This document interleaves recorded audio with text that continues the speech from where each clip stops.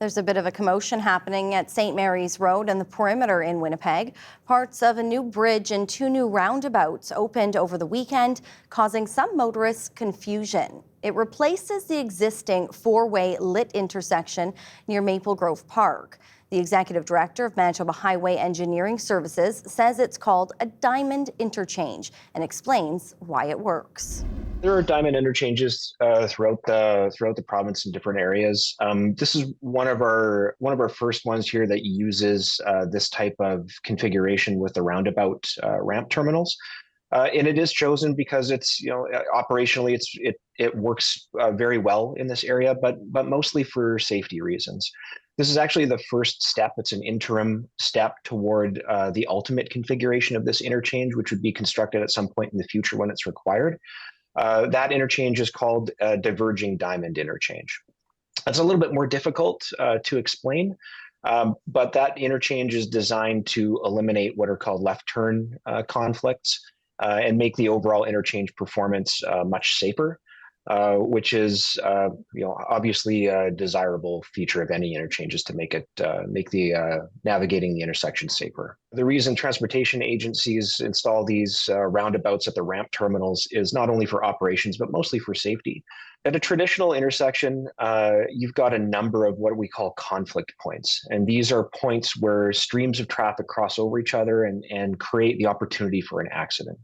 At a roundabout, the number of conflict points is quite low. And whenever conflicts occur between vehicles, it's usually at a much slower speed. And it's at a if an error is made, it's at a collision angle that's very survivable and generally results in property damage only.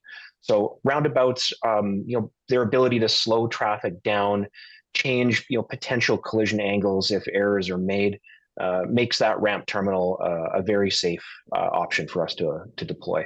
It's a common question that we have, intuitiveness of a particular design, or just the readiness of the general public in the specific area that might not necessarily have encountered a design or a layout like this before. It can take a little bit of time to get used to it, but people do. We try our best to make things as navigable as possible, not only with the design layout of the interchange, but also the signing. And some of that signing, most of that is in place, but there will still be tweaks as we move forward to completion here at the end of fall.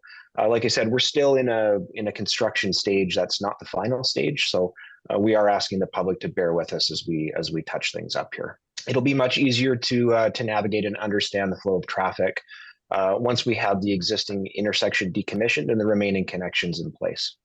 My understanding is that we're expecting to be fully open traffic availability on the final interchange by fall, although there will still be construction going on in the area, I believe, next year, as we're touching up ditches, seeding, erosion control measures, that kind of thing.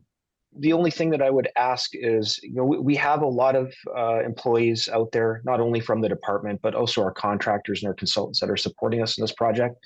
So I just ask drivers to please be patient and please recognize that you are driving through somebody's workplace.